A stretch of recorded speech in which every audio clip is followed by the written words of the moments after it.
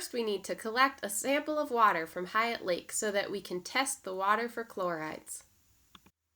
Now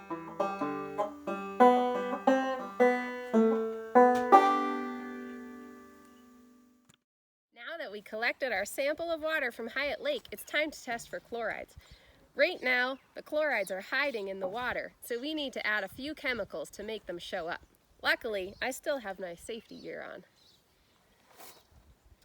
First, you add this chloride powder. Open it up.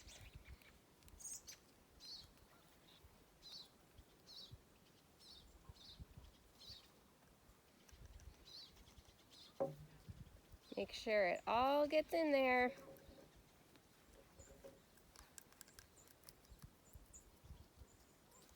Ooh, it turned it yellow. So we mix it up. The next step is to add drops of this chemical into the water until it turns yellow to orange.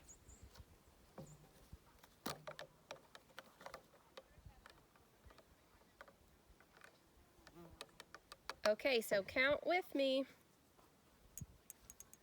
1, 2, ooh. Is that orange enough? It's a little orange. Let's see what happens with the third one. 3.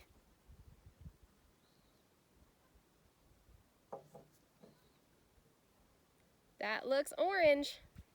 So it took 3 drops of that chemical to turn it orange. Now we multiply 3 by 5 to tell us the concentrations of chloride.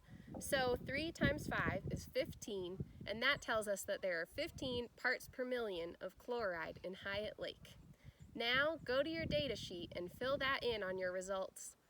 And next, read about the chloride, where it comes from, and why it got into Hyatt Lake.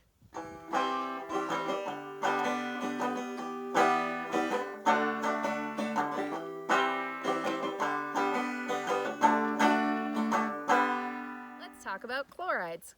Chloride, or salinity, is a type of salt, like the seasoning you put on your food. Some animals can live in really salty places, like those that live in the ocean, but others, like in freshwater, such as Hyatt Lake, some animals can be hurt by too much chloride or salinity.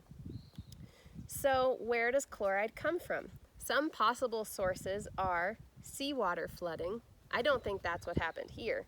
Or erosion of rock or minerals in the soil, or farm and city runoff, or salt that was used to de-ice the roads in the winter. So what do our results mean?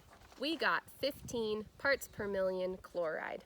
The drinking water standard is less than 250 parts per million. The salinity of the ocean is 35,000 parts per million.